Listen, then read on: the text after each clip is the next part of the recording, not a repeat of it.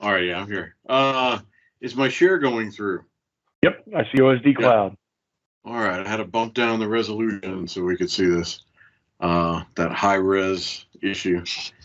Hi everyone. I'm David Segura, and I'm co-joined. I'm joined with Mike Marable in presenting today.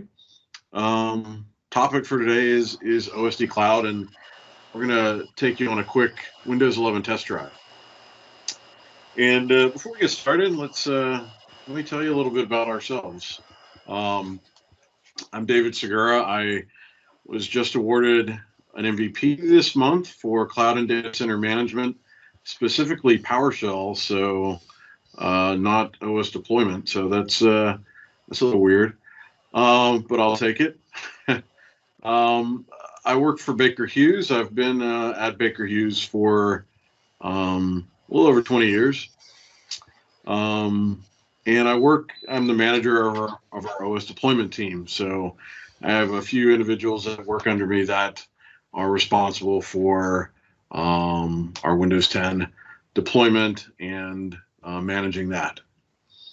And I'm also known for releasing several PowerShell modules with the same common theme. They're all somehow related to OS deployment. And that's why everything is OSD.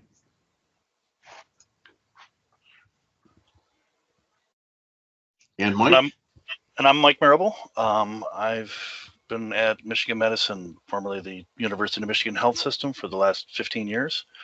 I'm their OS deployment lead over there. I cover OSD, WAS, application deployments, things like that. Before that, I used to work for Borders Bookstores as one of their OS deployment folks over there. So between the two, I got about 25 years out there, just sludging along. Thank you, Mike. And one thing I want to say about Mike is he had reached out to me and in DM on Twitter a little while back and said, hey, if I ever need someone to present with, to co-present, to hit him up.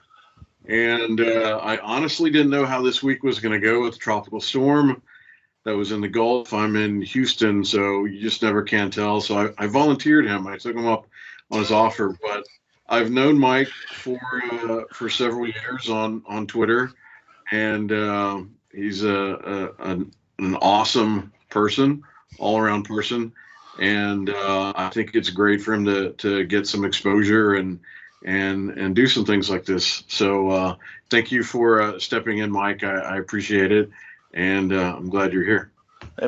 Thank you very much. Thank you. So I'm going to go by the assumption that most everyone here probably knows what OSDCloud is. So I'm going to keep the talking about it brief so we can spend a little more time on the technical and the demo. In a nutshell, OSDCloud is a method of deploying a Windows feature update from WinPE.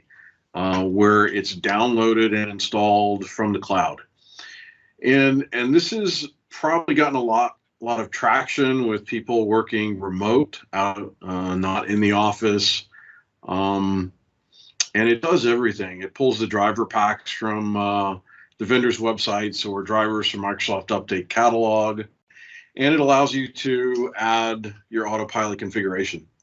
And as we know with COVID, Autopilot and imaging and working remote has really taken off, and to be able to have a tool that allows you to image without a network infrastructure, without an office environment is kind of essential for a lot of people. So how does it work? So the key to making it work was WinPE had to be customized to allow PowerShell Gallery support. It does not support PowerShell Gallery natively, and that's simply because it's just not configured properly. So with a few minor changes, I was able to get PowerShell Gallery working. And I also injected curl to handle the download of the 4 gig ESD file from Microsoft and the driver packs rather than using PowerShell commands to download the files. And so what you essentially do then is once your PE has been customized, you can boot to it using USB, an ISO or Pixie, and then OSDCloud will run either from the command line, a GUI, or even a custom PowerShell script, and pull the image from Microsoft and pull the drivers from the vendor websites. It's really, it's actually pretty simple, I think. Getting started, I have a link there, osdcloud.osdeploy.com. All the documentation I've written is there. So if you really want to know how to build it, follow along there. All the guides you need are there. But in a nutshell, as long as you're on a recent version of Windows 10 or Windows 11, have a good internet connection and have the ADK with PE, that's really all you need to get started and admin rights. Mike, I'll let you handle these.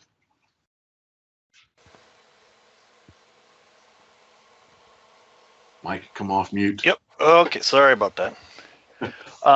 Yeah. Like David said, to be honest, it is, to say it's really simple to get started up is really an understatement. It's literally 4 commands and you're up and running here. The great thing, like he says here, it really offers a lot of flexibility in getting things up and running here. For me, I use it in my home lab. I mean, it's a great thing. The fact that you can build out systems without having any kind of infrastructure in place is just a fabulous advantage here. And it'll build anything, VMs, physical hardware, Dell, HP, Lenovo, essentially anything you throw at it, it seems to have no problems with. It'll build it with Windows 10, it'll build it with Windows 11 server. It's great. And like David was saying with COVID and a lot of the stuff discussion that was going on in the chat, it really pushed up everybody's diving into using Intune and Autopilot, and having that ability to just take your Autopilot config, add it to the workspace, and throw OSDCloud at a machine and have it all set and ready to go and staged up and queued for Autopilot has made testing at Michigan Medicine where I'm working, it made it a lot easier because we don't have a vendor throwing our machines into already here. So we have, instead of having to go through build a machine, export out the fingerprint, upload it, it's great to be able to just Pixie boot a machine, bring it up with OSDCloud, image it, throw down the Autopilot config, and it's all set and ready to go. Yeah, I tell you, Mike, for me, I don't have to keep my USBs updated anymore. As long as it's got PowerShell support and OSDCloud, I don't have to have the latest image or the latest drivers. It's just going to get it. And what you're seeing now, these are all the devices that it works with. It will actually pull the driver packs from Dell, HP, Lenovo, and for Surface. But if it's not one of these supported devices that has a driver pack, it's going to actually enumerate all the hardware on the system and download the drivers straight from Microsoft Update Catalog in WinPE. Additionally, something I didn't put on here is there's one final check during the build process that will take the hardware IDs of all your network adapters and pull those drivers from Microsoft Update Catalog so that they're available for the OS when it gets deployed. And that's important because if you're using a USB dongle that has the NIC that's got your Ethernet connection and it's not part of your driver pack, you're going to boot into out-of-box experience and you're not going to be able to hit anything. So it's kind of a fail-safe that I've added in there, but it literally works with anything UEFI 64-bit you throw at it, including virtual machines. And little slide on the problems with WinPE, .NET and PowerShell need to be added by the ADK. PowerShell Gallery doesn't work out of the box. Another thing OSD Cloud supports is it adds wireless capabilities if you're using Windows RE as your base. And so it gives you a little more flexibility there where you can image wireless. So the basic modifications that are done to WinPE to get everything working, like I said, PowerShell Gallery is enabled. A couple commands are added if you have Dart installed on your host machine. When it builds out your WinPE, it's going to add Dart diagnostic and recovery toolset to WinPE. If you use WinRE, it's going to enable wireless, and you have the flexibility to add multiple languages. So it's not just a US English only. Additionally, you can further customize the WinPE you build with OSD Cloud by using something called cloud drivers. These are prepackaged drivers that you can inject from Dell, HP, and Intel Wireless. You're also able to specify a hardware ID to add a specific driver to WinPE, or if you have your own drivers expanded out to a directory, you can add drivers that way. You can add your own PowerShell modules, inject them either from PowerShell Gallery or copy them from your own system. And this is how I do a lot of my testing when I write some updates to the module and I'm not ready to publish it in PowerShell Gallery. I've got the latest version of the OSD module local, and I'll use this command to inject it in. But the key takeaway there is you can write your own modules that are intended to be private, that you don't want to share on PowerShell Gallery, and you have a method to inject them in WinPE. Of course, wallpaper that was added pretty early on, and a multitude of startup options, whether you want to start at a PowerShell prompt, the OSD Cloud GUI, or simply kick off OSD Cloud from a command line. So there are some customizations you can do when you get to start things up. And that's going to lead me into the WinPE startup. Do you have any questions so far that I can answer while this is starting up? No? Mike's been answering them along the way in the chat here. Thanks. Keep them up, and definitely if you have any questions, feel free to come off mute as well. So I mentioned there's a multitude of startup options that you can use in OSD Cloud, and the default one that I like to use is just simply PowerShell, because I like to run different things. I think most everyone that I've talked to likes running the GUI, kicking that off instead. What we see here is checking to see if it needs to enable wireless, and it was able to connect to the internet without wireless, so that was skipped. In the command, the StartNet window, we can see the version of OSD. The OSD PowerShell module that's installed is displayed. And then it's going to run through and initialize hardware, the wireless, which we saw. Right now, it's updating the PowerShell module. And as you see, it's pulling a newer version than the one I have installed in PE. So this is done automatically by default. It's going to try and connect out to the internet and update the OSD module as needed. And for this purpose, I simply told it to start into a PowerShell prompt. Now from here, I can kick off and run Start OSD Cloud, which is the command line version, or I can kick off Start OSD Cloud GUI.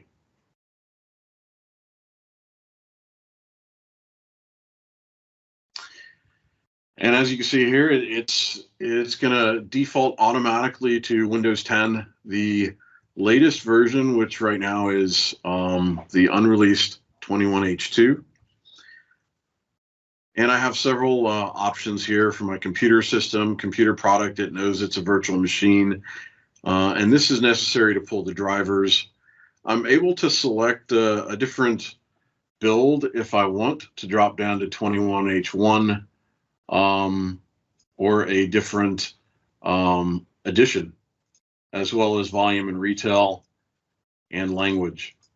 I think what everyone wants to see is the Windows 11 support that's built into here now.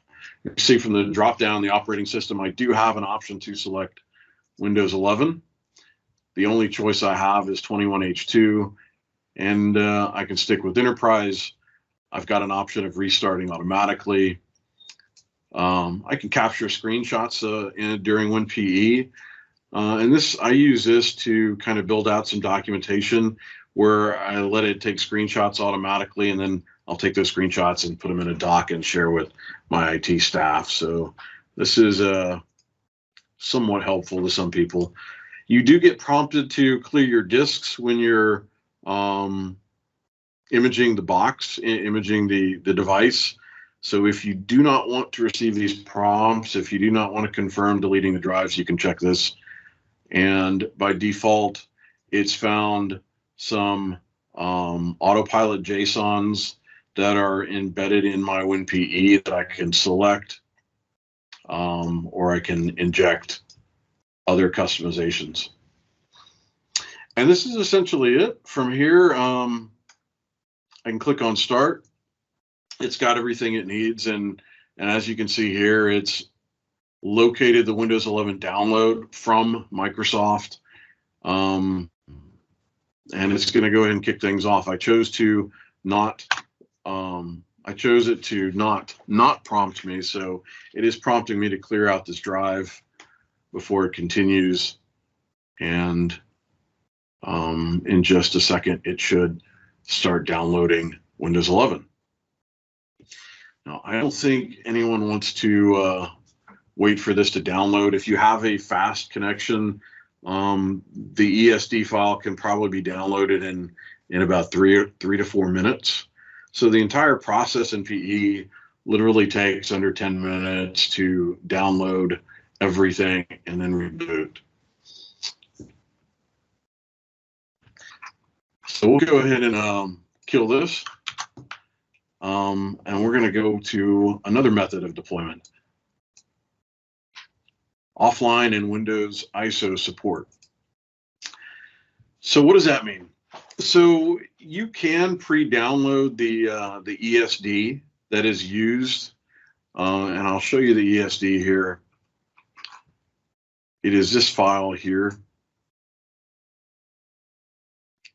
and it is a long ESD file, and this is the Windows 11 bits. And what OSDCloud will do, it will look on your USB drive in a specific path to see if you've already downloaded this file. So it is possible to cache this offline. One thing that I like to do is I like to, when working with VMs, is I like to map a network drive.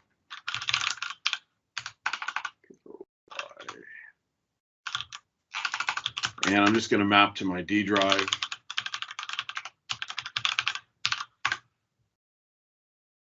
Very simple command. And if we look in Explorer, and this is part of Dart toolset, we can see that the D drive I mapped, I have an OSDCloud directory, and this is where I actually build everything. And inside here, I have an OS directory where I've already downloaded the ESD file for Windows 11.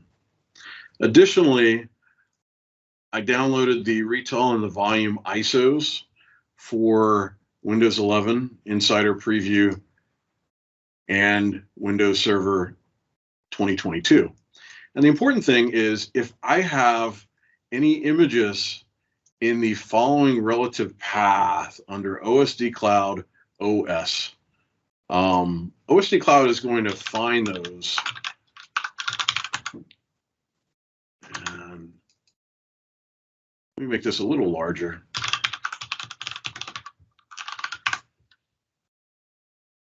There. And OSDCloud is going to look for ISO files when it starts up the GUI, and it will mount them automatically if they are located in that relative path. And as you can see here in the script file in the PowerShell console, it found the ISO and attached it to drive letters. And I can again see this in Explorer. If I look now, I've already got these ISOs automatically mounted.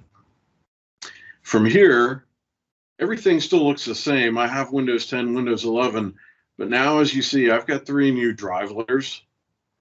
And selecting one of these letters is going to cause it to process and do a get Windows image to determine what indexes and what editions are on this ISO. And this one happens to be the retail edition of Windows 11. I'll try a different drive letter here. Give it a second to enumerate all the indexes.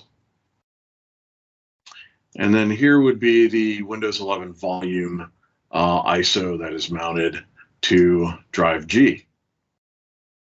And one more drive to check, my drive E. We'll give that a second. And as you can see here, now I'm able to deploy Windows Server 2022. And again, you get all the benefits of OSDCloud in that it's going to download and install all the drivers you need for whatever OS you pick. And I'll just kick that off. There's no ESD to download.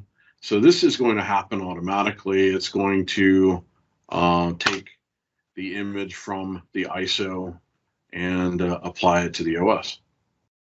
So this now becomes a very easy way for you to literally build any OS you need on any device you need without any infrastructure at all. So I'm gonna pause here and see if there's any feedback. Is this new to anyone who has not used OSDCloud? At the front door. It was my Ring doorbell going off at work.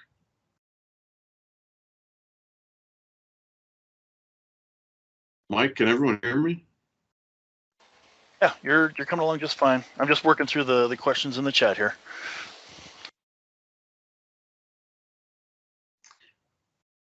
So That's a good question. Who's the first time? Who here is like this is the first time seeing it? Throw a hand up or something so we get an idea. This is pretty wild. There's a thumb. Couple hands popping. Yeah, definitely some new interesting stuff. I think this falls into the save my bacon category, right? I think you're implementing something everybody's dreamed about here for a while. This ability to be able to remotely get this stuff done. It's not just that, but as a tech, as an imaging guy, I test a lot of images on a lot of different devices, and there's always a lot of effort setting it up. Adding drivers to CM or MDT just to test a new piece of hardware, and to be able to not have to do any of that work, to be able to just boot it up and let it roll. We can see here this completed off the ISO in 2 minutes, and I'm going to assume that once I go ahead and restart this, we're going to have Server 22 up and running on here. So I'll let that continue to build out, and I'll go ahead and fire off another VM that I have that's running Windows 11. And we can see on this particular one, I did the same process. I mounted a drive, and in the GUI, I did not select one of these mounted ISOs. I told it to do Windows 11. And the one thing I wanted to point out when we talk about the map drives is we can see that it found the Windows 11 ESD on my Z drive, so it didn't have to download it at all. So this is something I can pre-stage on my USB drive. So I can even pre-stage the driver packs. So it doesn't have to do any downloading from the internet if it doesn't need it. And this one is actually ready to reboot. We can see this one from the ESD that was cached on the map drive under 3 minutes. Of course, if you're deploying to a physical machine that actually has hardware to detect, it's going to take a little bit longer. So server 22, here we go. We got to change the administrator password before signing in. But to have a server up and running, to have it built out in less than 5 minutes, I'd say we've earned our pay for the day. And remember, keep in mind, because drivers are applied, you can literally load the server 22 on any laptop or any desktop, just as you would with Windows 10, and use it as a test server, a mobile server to take anywhere. So that's another cool feature about it, because you usually won't find any server drivers for non-server hardware. So this takes us to OSDCloud Windows 11. And in the Hyper-V here, it's still building out Windows 11, and we're going to pop into out-of-box experience in just a minute. And so we're going to let this run for a bit. Shouldn't take but a couple minutes. And this PowerShell window that we're seeing, this is not normal. We don't normally have this as part of the standard specialized phase. This is something that OSDCloud has injected into the specialized phase. And that's because HP and Lenovo use executable driver packs that are created in non-64-bit with a non-64-bit extractor. And because we're in WinPE 64-bit, we can't extract those files in WinPE. So that little PowerShell script that popped up, it's looking for downloaded drivers that need to be extracted and applied. So that would be Lenovo, HP, or Microsoft Surface. And to follow the theme of test drive, I really wanted this to be a test drive for you guys that have not started working with Windows 11, to be able to have it set up and running on any piece of hardware you have, so you can start your testing right away and get ready for Windows 11.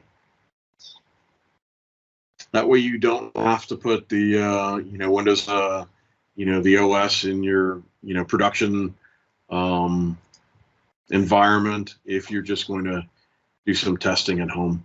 Finally, the last thing about OSDCloud is you can put retail versions of the OSs on your device.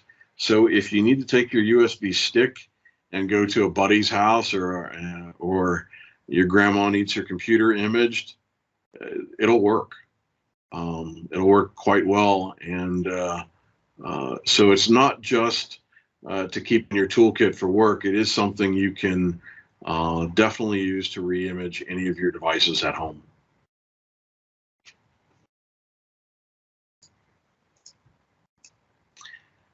Still going through out-of-box license agreement. We'll accept that. Let's see. And that's that. It's going to reboot to take the computer name, and I believe it's going to probably download some updates at this point. So who has not installed Windows 11 on a device? Are there a few people out there? Were drivers getting the drivers a challenge? Have you had a problem with the fact there's only insider versions available? Any questions about Windows 11?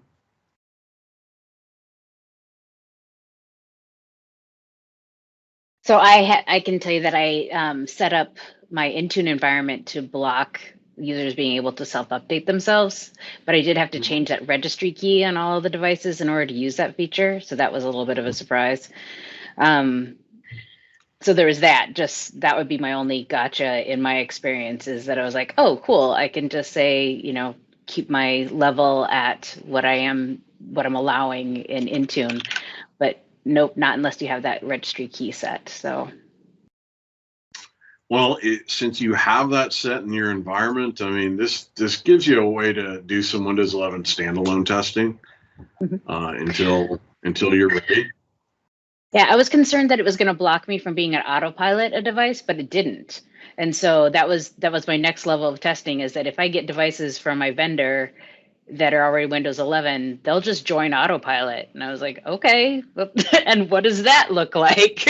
So it did not prevent that. It just prevents it from users that aren't in the insider program that I've specified by group from joining. So they can't self-update. They can only if I've added them to insider. Got it. So one thing to note is this is the insider pre-release of Windows 11. Also, Windows 20H2 is the insider pre-release that's downloaded. The one thing to note is the insider pre-release feature update that is downloaded using OSDCloud has always typically been the one that's moved into release. And as you can see here, it will be installing a cumulative update to get it to the latest version. So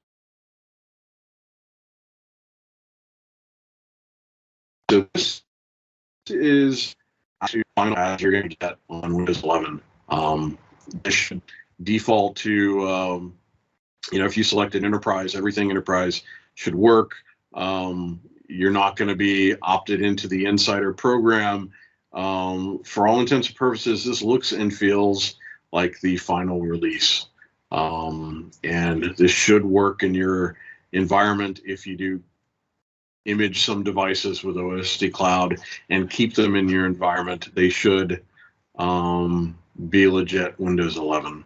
All of the feature updates that are part of OSDCloud, I generate those from WSUS. So they are all from Microsoft. They're all downloaded from Microsoft. They're not pulled from any third-party sites or anything. So everything is kept proper, as well as the drivers coming from the vendors or Microsoft Update Catalog. So nothing really third-party built in here. So I guess I should have had the update done already. This is probably something we can put into a separate session, an MVP session, if anyone wants to spend more time on this. But you guys have a weekend, download it, get it set up, and get it on your devices. The best way to find out to get to all the documentation is to actually go to osdcloud.com, and this should redirect you to the proper subdomain of OS Deploy. And everything I've detailed in this presentation should be in here. You've got a quick setup, getting started, how to create your USB, how to build WinPE using the different methods. So I've put as much documentation as I can and have it available for you if you need, or just shoot me a DM on Twitter or Mike. I'm really glad Mike has been spending some time with OSDCloud, and I can't say enough about how much this has saved myself and my team in testing new hardware. Unbelievably shortened our development time on a lot of things. So anybody on the call, anybody in the session that's used OSDCloud for a while, do you have any success or failure stories? I'd love to hear them.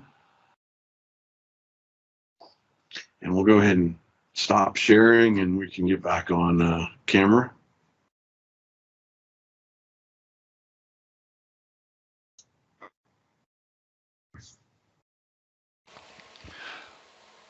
Well, like I was mentioned earlier in the presentation, I in my lab I use it all the time. At work, we're just now getting started with investigating Intune and the whole thought of autopiloting machines in. So we have different, and like I said, we don't have the vendor uploading our device hashes into our tenant. So we're starting from scratch with nothing, and we have different tenants. We have a development tenant where we're doing all of our learning and testing and training, and we have our production tenant, and we have a QA tenant.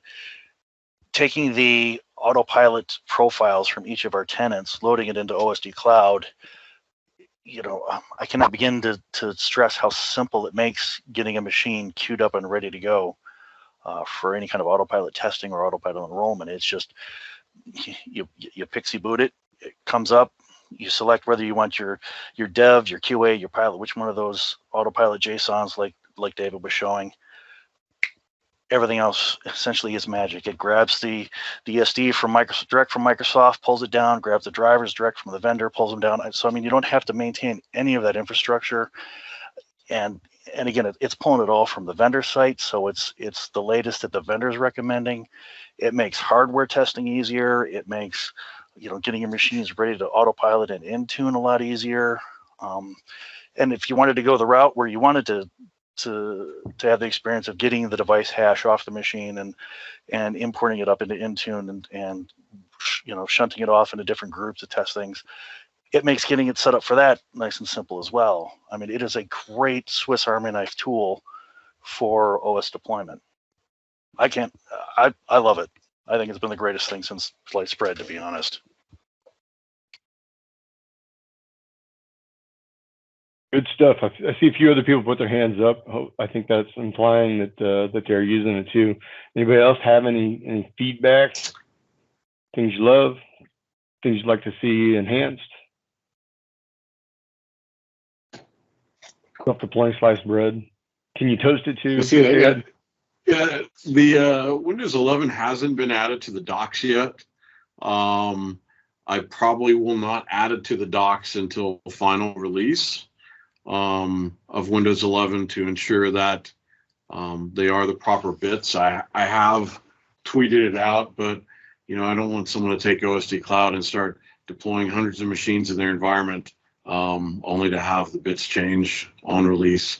And so I will have the docs updated on Windows 11 release day. To answer your question, Dave.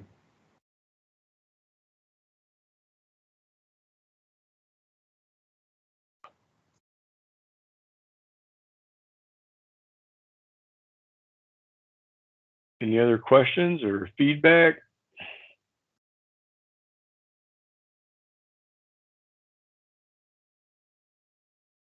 And used UUP dump, I believe, to get the ISO. Yeah, you can get it straight from Microsoft now. Can this be used outside of Intune? Absolutely. Like I said, you can use it at your grandma's PC. Anybody have any barriers to using it? Like I'd love to use it, but work restrictions or other restrictions. Anything else people have concerns with? I can answer that. This is absolutely not our primary method for deploying an OS. It's something we put in our pre-installation environment, our PE environment, as a backup to, as a third deployment method. We're a large enterprise. There are some larger ones out there, Brian, but we're a pretty large one, and we do get some one-off devices that are simply not, we don't have in our, CM environment or MDT environment with the proper drivers, because we only have one of these computers. And something like OSDCloud, I've taken some of the bits that make up OSDCloud, driver injection, and other people have taken parts of OSDCloud and added the driver injection to MDT or a CM task sequence that actually pulls the drivers from the internet. And so I guess my main goal of creating OSDCloud wasn't really to say I want to image all your devices. It was more or less to showcase, hey, what can you do? What, you know, how can you pull everything from the cloud, or in the case of CM and MDT, can we just pull some of it from the cloud and use our own standard image? And you can. There is some documentation out there. There's a few people who have done that. I think that makes sense, right? I mean, this is another, like you said, third option, potentially break the glass type of thing, right? This is much faster than FedEx, right, if needed. I think there's a ton of value just in that particularly. Well, you know, years ago, it's always been everyone has a custom image for their environment, for their enterprise. And it's always been, okay, I got to get my image and put it on these devices. And now with Autopilot, there's a huge rush for everyone to have clean images, non-custom images. And this is probably about as fast as you're going to get a clean image on any device. Yeah, that's been my dream for a long time too, right? Just let me deploy a clean image, get it managed, and let configuration trickle, right? And that's what I like to see too. I'm curious, you know, I don't know, I should throw a poll up, but I'm curious how many people are aspiring for a clean image or don't feel that they can get there. You know, if we can get to that factory image and people aren't maintaining images, I think that's a pretty big thing. I'm going to share my screen real quick for my last slide. And I think we're going to turn over the rest of our time for Ryan, and we'll stick around, and Mike and I will stick around and do some questions in chat. And we are available. But Greg, I want to say thank you for hitting me up to join you. You guys have a great user group, and special shout to Recast Software. They several months ago reached out to me to sponsor me, and they've been top notch. So thank you, everyone. I'm going to stick around and handle some chat questions, but you know, glad to hear what y'all are using it for, and very proud of the work. And Mike, thank you very much for helping out. We'll do this again. Yeah. Thank you very much for inviting me.